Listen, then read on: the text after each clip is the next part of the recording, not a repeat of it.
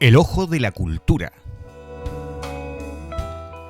La voz y la imagen de los artistas hispanoamericanos en el mundo. Con la conducción de Enrique Sátara.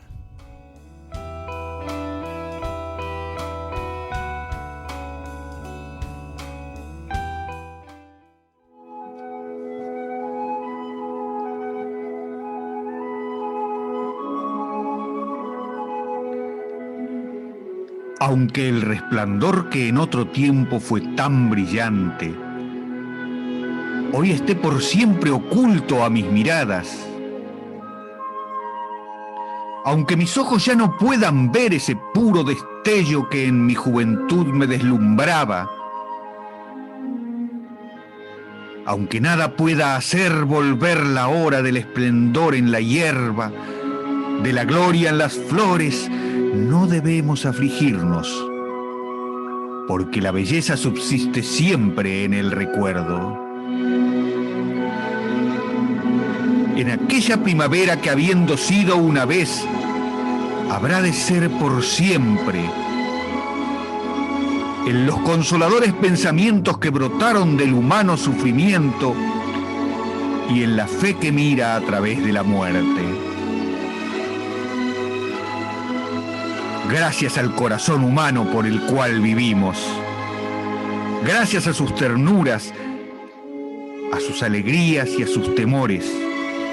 La flor más humilde al florecer puede inspirarme ideas que a menudo se muestran demasiado profundas para las lágrimas.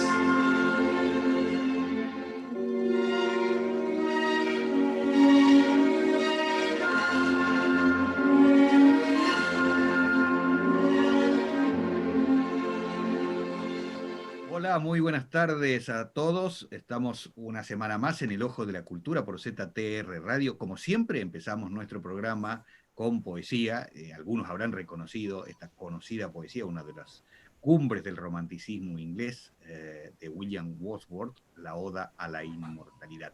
Y ahora, después de la poesía, vamos como siempre a la parte principal de nuestro programa, que es estas nuestras entrevistas a artistas. Fundamentalmente, debemos reconocerlo, tenemos cierta inclinación preferencial por los escritores en este programa, no dejo de reconocerlo. Y hoy vamos a tener también a una escritora que reside en Puerto Rico, un lugar donde no suele hablarse de escritores puertorriqueños en general, ¿no? No sé si ahora hablando con ella nos enteraremos un poco más. Personalmente solo conozco un autor de Puerto Rico, que es mi amigo Carlos Fonseca, que está viviendo aquí en Londres, gran novelista, que publicó sus últimas novelas en Anagrama. Y bueno, aquí vamos a presentar hoy a una autora de Puerto Rico. Se llama Pami Rojas y, por supuesto, le damos primero que nada la bienvenida a nuestro programa. Hola. Hola Pami, ¿qué tal por ahí por Puerto Rico? Muy bien, gracias. Como aquí en Londres, ¿no? Sí, seguro. Sí, el eterno verano. Siempre estamos en verano. Te preguntaba primero eso, ¿no? Suena curioso hablar de... yo sé que mirado desde un puertorriqueño a lo mejor se puede sentir un poco ofendido, pero realmente hay poco, uno piensa en escritores puertorriqueños y no se te ocurren muchas, no te vienen muchas cosas a la cabeza. ¿Cómo es la tradición de literatura en Puerto Rico? Bueno, nosotros tenemos una tradición bastante larga y tenemos muchos grandes escritores, como por ejemplo José Luis González, que escribió en Nueva York y otras desgracias. Tenemos a la gran poeta Julia de Burgos también. Es verdad. Tenemos novela. En novela tenemos a muchas mujeres, Rosario Ferré, a Olga Noya, a Esmeralda Santiago.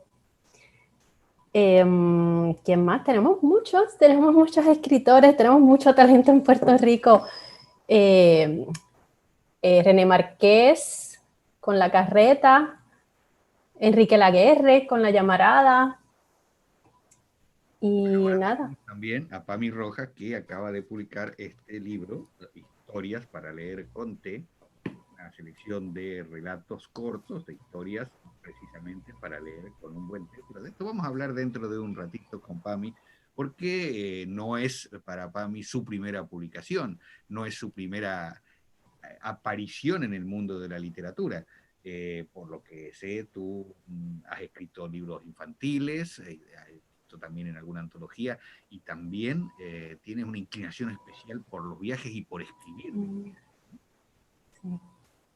Sí, yo empecé mi carrera como redactora de publicidad y luego pues de ahí me fui moviendo un poco a escritora de contenido para libros infantiles, para libros de texto, escribo para viajes también y publiqué en el 2016 un cuento para niños que se llama Achú Achú Pirulo. Achú Achú Pirulo es una historia ambiental. Y en el 2018 fui parte de una antología con otros escritores que nosotros donamos 2 cuentos para un programa aquí que hay de una entidad sin fines de lucro para usuarios de sustancias. Y el libro tiene como fin, pues, recaudar fondos para esa entidad sin fines de lucro. Esos cuentos que van incluidos en esa antología son no cuentos para niños, sino ya... Esos no, esos son para adultos, sí, esos son cuentos para adultos. Y tienes también un blog de viaje. Cuéntame algo. Tengo un blog de viaje más que nada, fue una herencia, ¿no? Mi padre lo comenzó y después en la familia nos quedamos con ese blog para escribir nuestras aventuras de viaje. Tu padre empezó el blog de viaje. ¿Y por qué un blog de viaje empezó tu padre? ¿Tenía alguna relación también tu padre con la escritura o por lo menos con el turismo? Mi papá era publicista, le gustaba mucho viajar y a pesar de que era del área gráfica, ¿no? De dibujar, también escribía. Y entonces, pues nada, se puso a escribir de viaje y después lo empezaron a invitar a viajar gratis y viajó el mundo entero así, escribiendo y publicando en diferentes revistas. Él quería hacer una revista física, ¿no? Pero entonces después nosotros lo convencimos de que hiciéramos un blog, mi hermano y yo, y entonces empezamos el blog. Empezamos el blog hace muchísimo tiempo, en el 2006, me parece. Que tú también viajas mucho, seguramente. Sí, nos gusta mucho viajar. Y tú sientes que está incorporada esa, porque hay tres vertientes por lo menos: literatura para adultos, literatura para niños y literatura de viajes, o blog de viajes, pero es todo un género dentro de la literatura, los relatos de ¿tú crees que son como 3 variantes diferentes de tu escritura o podrías decir que son parte de lo mismo? Yo entiendo que es diferente porque de los viajes se escribe de una realidad, no se escribe de ficción. Sí se utilizan ciertas herramientas, ¿no? También que se usan en la literatura, pero cuando lo que yo escribo de viaje, pues es real, en contraparte con lo que se escribe para los cuentos, que es todo ficción. Bueno, yo te diría que a veces cuando uno lee relatos de viajeros y eso, se supone que hay, como decimos en literatura, el contrato previo, que si te dicen que es verdad, tiene que ser verdad. Uno sospecha que son más, son más y en tu literatura para adultos o para niños se ve reflejado también ese aspecto de viajes. Yo entiendo que sí, que de alguna forma, pero también hay mucho de la naturaleza, del entorno natural, también pienso ambiental, como que eso siempre me llama. Y sí, hay una historia aquí que tiene que ver con viaje. Hay una historia en este libro, conté, que tiene que ver con viaje. ¿Por qué este libro en este momento y no, por ejemplo, antes? ¿Qué es lo que decide a una persona a decir, voy a reunir todas estas historias y me voy a proponer hacer mi primer libro. El primer libro siempre tiene una significación muy especial para todos nosotros. Bueno, pues este libro es producto de 6 años, 4 o 5 talleres y pues nada, muchas lecturas hasta que llegamos, ¿no?, aquí al Ojo de la Cultura. Y llegó un momento que yo dije, pues ya lo tengo que sacar porque pienso que yo estaba como en constante evolución, cambiando, y cada vez que iba a un taller volvía y revisaba los cuentos y después iba para atrás y para adelante, para atrás y para adelante. Y llegó un momento que ya hay que sacarlo, ¿no? Porque después ya van 6 años en un solo libro. Y me imagino que son todos relatos o historias, porque específicamente tú has querido llamar el libro Historias para contar con té, más que cuentos. ¿Sientes que esas historias o algunas de esas historias podrían entrar en una categoría diferente a la más convencional del cuento literario?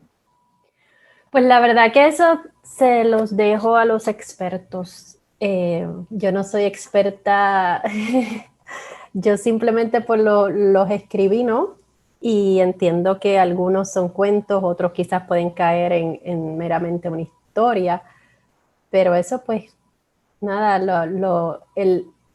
el motivo principal es entretener y que la gente cuando los lea pues sienta lo mismo que yo quizás que cuando los escribí, y por eso pienso que los deben acompañar con una tacita de té. Y voy a ir a eso.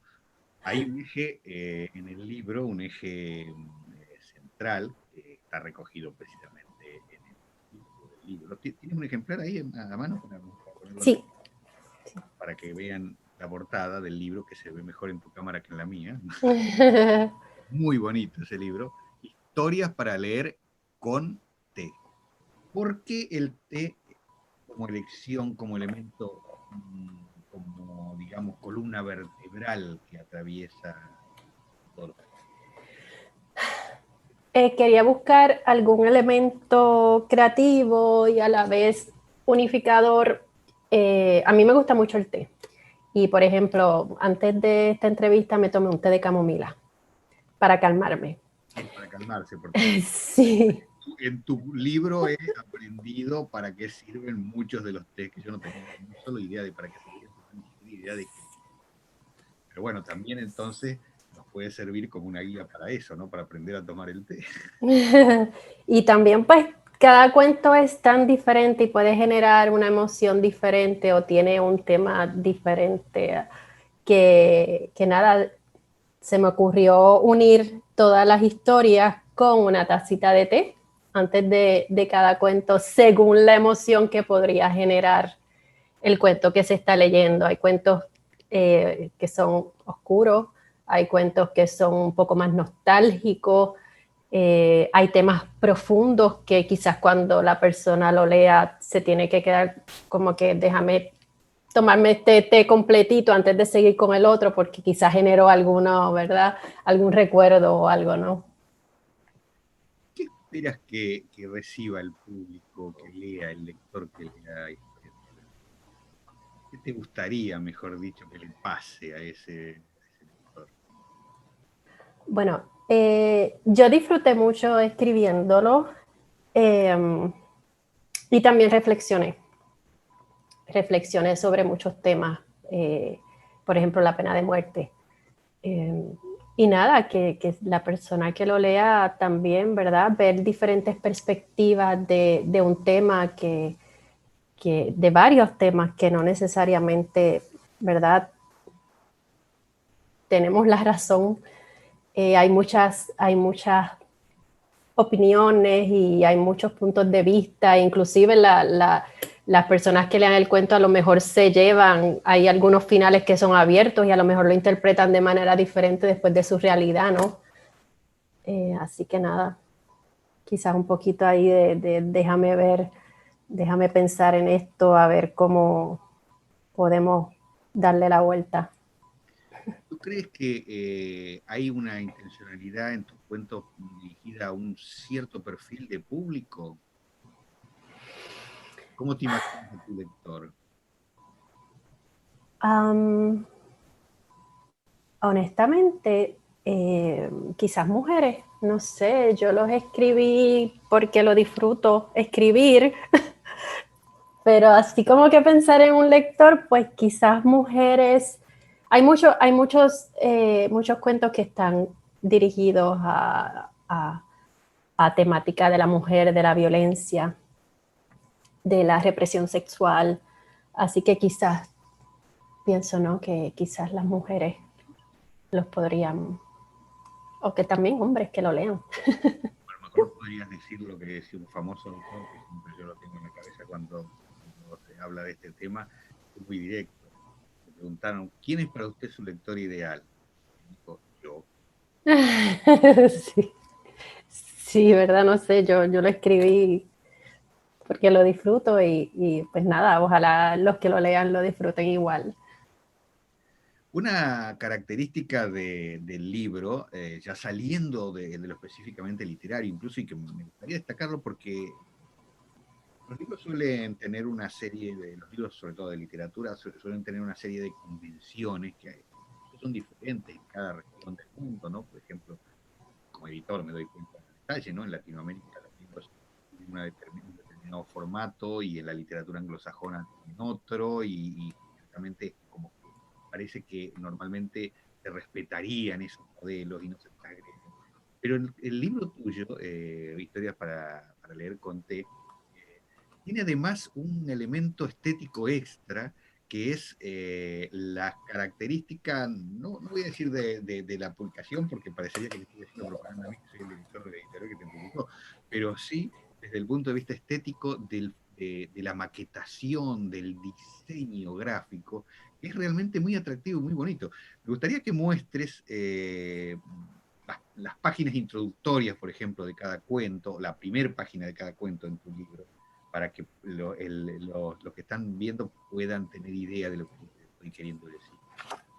Bueno, pues el libro empieza, este sería el título, en una página negra, el título del cuento. Luego tiene este diseño y aquí está, ¿verdad?, el té que recomiendo usar, que recomiendo tomar antes de leer ese cuento, y después entonces pasamos al cuento. Como pueden ver ustedes mismos, una preciosa edición, la verdad, que merecería que cites a la persona que hizo el diseño de este libro, que es muy peculiar, ¿no? Sí, se llama Natalia Camacho, una puertorriqueña. Hizo un trabajo excelente. La verdad es que es un trabajo excelente y sobre todo, como decía recién, que se aparta de las convenciones de la edición literaria, ¿no? Lo cual le da un elemento extra de carácter estético. Gracias. Por supuesto que te voy a pedir que elijas algunas de las historias del libro para leer, pero antes me gustaría también que me cuentes dos cosas. Una, ¿cuáles son tus planes futuros en el terreno literario? Una vez que has llegado a ese punto de inflexión que significa tener ya un primer libro a disposición de los lectores. Pues estoy trabajando en otros proyectos y me encantaría en algún momento, escribir una novela. No sé, en algún momento sí, pero tengo varios proyectos en mente que ya he comenzado y eso mismo, pienso que ya salió, ¿verdad? Aunque tenía otras publicaciones, pero este libro pues significa mucho porque es como esos 6 años de trabajo y como que ya me atreví. Ya me atreví a publicar, ¿no?, para adultos un libro de cuentos y pues nada, yo creo que de ahora en adelante es seguir escribiendo y tomando talleres para seguir mejorando. Un detalle curioso que noté en el libro, que lo voy a revelar a los lectores porque les va a hacer mucha gracia a ellos también cuando lo compren, es la dedicatoria. En la dedicatoria, Pami dice, a mi abuela Gloria, por las palabras de Domingo, pero inmediatamente aclara debajo en una letra un poquito más pequeña, abuela, quizás no debas leer algunos cuentos. ¿Por qué le dices a tu abuela que hay algunos cuentos que no los, mejor que no los lea? ¿Mm? Bueno, mi abuela era una mujer maravillosa, muy correcta, muy educada, era poeta. A ella le debo, ¿no? Todas esas palabras de Domingo. Pero recuerdo una anécdota, yo era bien mal hablado, quizás todavía decía muchas palabras soeces y mi abuela se espantaba algunas veces, la mayoría, ¿verdad? Que yo hablaba de esa manera y siempre estaba corrigiéndome, las niñas no hacen esto, las niñas no hacen lo otro. Y pues hay algunas historias, algunos cuentos aquí que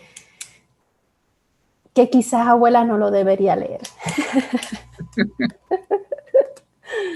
Otra pregunta que te voy a hacer sobre tu literatura es, preocupa especialmente el reflejar realidades más allá de las realidades universales, de la temática de la mujer, etcétera, etcétera. Pero si te interesa en particular que se reflejen en tu literatura las características propias del sitio en donde tú produces la literatura, de donde vives concretamente, donde tienes tus tradiciones, las costumbres, la cultura propia de Puerto Rico, la flora, la fauna, en fin, todo lo que pueda eh, entrar en esa parte que podríamos decir que no es universal a lo mejor en su significación, pero me interesa a veces al lector en algo nuevo, ¿no? Sí, bueno, es que pienso que a pesar de que sí, yo cuando escribo debo investigar en temas que quizás no conozco tanto, pero también escribo sobre lo que conozco, o sea, sobre mi país y si de alguna manera puede estar reflejado algo, aunque sea un árbol o no sé, por decir el café o el coquí o alguna línea, ¿no? Que sea de Puerto Rico, los pasteles. Hay un cuento de una persona que se va de la isla y entonces esa historia habla mucho, ¿no? De nuestras tradiciones, de la abuela haciendo pasteles. Así que de alguna manera, pues sí, va a reflejar, las historias van a reflejar algo de lo que soy como puertorriqueña, ¿no? Que además tenemos también ese nuevo elemento agregado para los que vayan a leer estas historias, de que también vamos a saber un poco más acerca de la realidad, de la vida y de las costumbres de Puerto Rico. Es un país, la verdad, bastante poco conocido cuando uno, evidentemente todos sabemos que existe Puerto Rico, también cuál es su situación, etc. Pero cuando uno lo plantea así en el mundo global, aparece como un poco periférico a los sistemas culturales en general, ¿no? Y en ese sentido, eh, y ya el hecho de que en lo que es el mercado de la literatura, no solamente en el mercado comercial, sino en el ambiente de la crítica, de la recepción de las obras, de los comentarios de las obras, los que escribimos en lengua castellana en general, nos vemos un poco marginados en cierta forma al lado del poder enorme que tiene la lengua inglesa, ¿no? E incluso otras lenguas muy minoritarias como la francesa, que se traduce mucho más, por ejemplo, que el español. Si encima uno no vive en España o no vive en México, vamos a decir, o en Argentina, ¿no? Sino en un lugar de habla española, pero más periférico, ¿cómo se vive esa situación como escritor? Oh, no sé qué decirte. Nosotros eh, tenemos, sí, somos parte de Estados Unidos, pero nuestro idioma es el español y nosotros nos hemos abrazado a ese idioma. me parece a mí, ¿verdad?, que lo que ocurre es que a nosotros quizás muchas veces no estar en el mapa porque somos parte de Estados Unidos, pues no nos ven. O sea, pienso que la gente, he conocido personas, amigos europeos que tenían una impresión de nosotros que quizás éramos más estadounidenses que puertorriqueños cuando nosotros conservamos, ¿no?, nuestro idioma, nosotros conservamos nuestras costumbres, nuestras tradiciones también que vienen de cuando los españoles estuvieron aquí. Así que no sé qué decirte. Es un tema por demás para no tomar con té, quizás con una copita de vino. Algo más fuerte. Es un tema que, mira, que pica y se extiende. Sí. Bueno, Pami, podríamos estar hablando muchísimo tiempo, pero ahora lo que queremos es escuchar algunos de tus relatos. Bueno. ¿Qué prefieres? Pues voy a leer un cuento que quizás es uno de esos que abuela no debería escuchar. Déjame ponerme aquí los espejuelos. Ah, pero danos tiempo para que tomemos el té. ¿Con qué té se toma? Vamos a ver.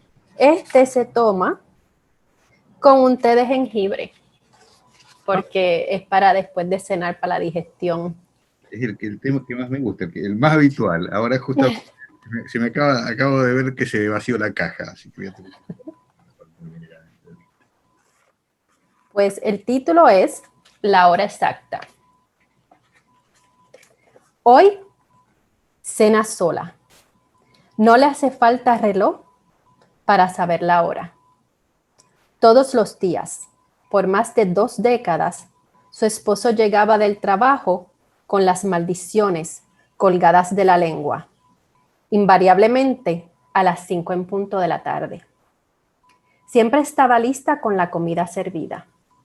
Últimamente preparaba 1 o 2 veces a la semana criadillas de toro o de ternero, con miel o fritas, o de cualquier otra manera que encontrara en los libros de cocina.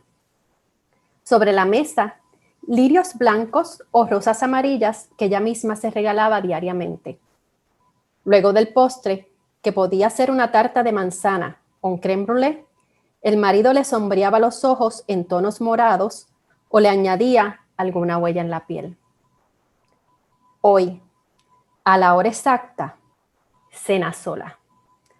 Asombrada de lo bien que le quedaron los testículos en salsa de mango. ¡Uy, qué horror! Porque la abuela no lo lea. Y bueno, yo no sé tu situación en ese aspecto, pero me imagino que tampoco le debe resultar simpático a tu marido en caso de que lo tenga. No. Bueno, hay una anécdota de esta historia. Cuando uno de mis hijos la leyó, me dijo, mamá, ¿tú puedes pensar en eso? Y me imagino que como hijo, la perspectiva de su madre pues cambió un poco ahí, ¿no? Curioso, ¿no? Bueno, pero esa es un poco la realidad de todos los que escribimos, ¿no? Mucho de lo que se escribe para, de alguna manera, tener una puerta abierta a un espacio que en la realidad cotidiana está fuera de nuestro rol habitual. Sí, es como, ¿qué hay en esa cabeza? Bueno, otro más. Tenemos tiempo para que leas un relato más. A ver. Otro. Vamos a ver.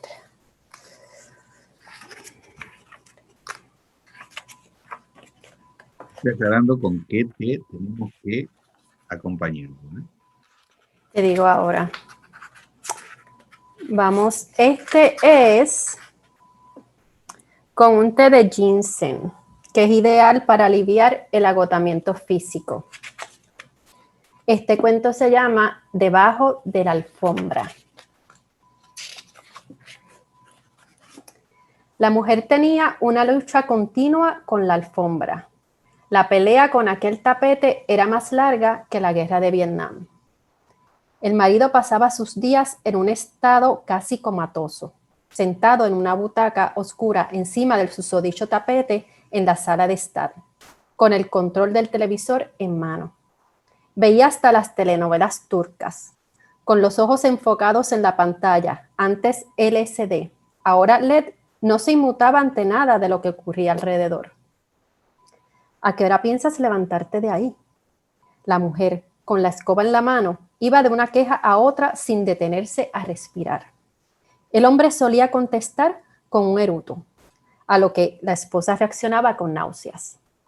La acumulación de polvo era tanta que se parecía a la colección de latas de cerveza en el zafacón. La esposa barría por debajo y nunca lograba sacar aquel residuo negro que llovía cada vez que levantaba el tapete. Muchas veces se arrodillaba para pasar la aspiradora y hasta se doblegaba al tratar de quitar con las uñas el sucio que estaba petrificado en el piso. Cuando el polvo negro se le apareció hasta en los sueños, la mujer optó por sacar el tapete, tenderlo en el patio y darle con la escoba. Los cantazos eran liberadores. Cada golpe mostraba las palabras mudas, las caricias ausentes, los 20 años de indiferencia, esas 2 décadas sumidas en alcohol. Me voy a montar en un avión y no regresaré jamás, gritaba, mientras el polvo negro caía sobre la grama. Se pensó finalmente triunfadora luego de dejar la alfombra como instrumento quirúrgico recién desinfectado. Entonces la volvió a su lugar, no sin antes levantarla un poco para cerciorarse de que no había suciedad. Luego colocó la butaca y nuevamente verificó debajo de la alfombra, inmaculado. Mientras la esposa terminaba de arreglar la sala, el hombre había ido a buscar unas cervezas a la nevera. Cuando volvió, se acomodó nuevamente en la butaca, agarró el control y prendió el televisor. Sedienta, ella fue a buscar un vaso de agua. Luego de tratar de calmar la resequedad que la comía por dentro, regresó a la sala y se arrodilló sobre la alfombra.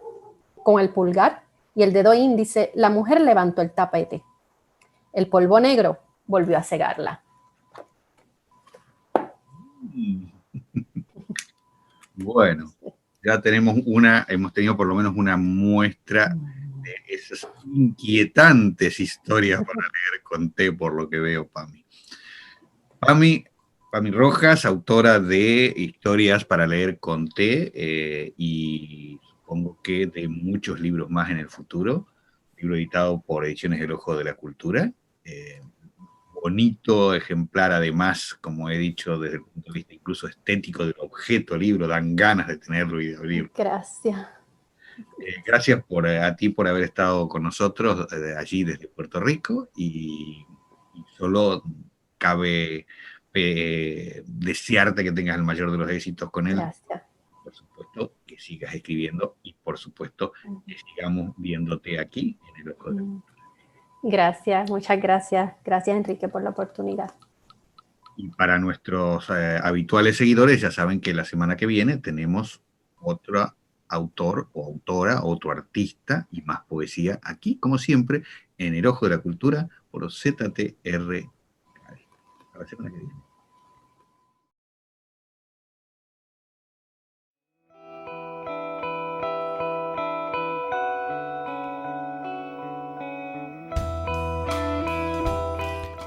El Ojo de la Cultura. La voz y la imagen de los artistas hispanoamericanos en el mundo. Con la conducción de Enrique Sátara.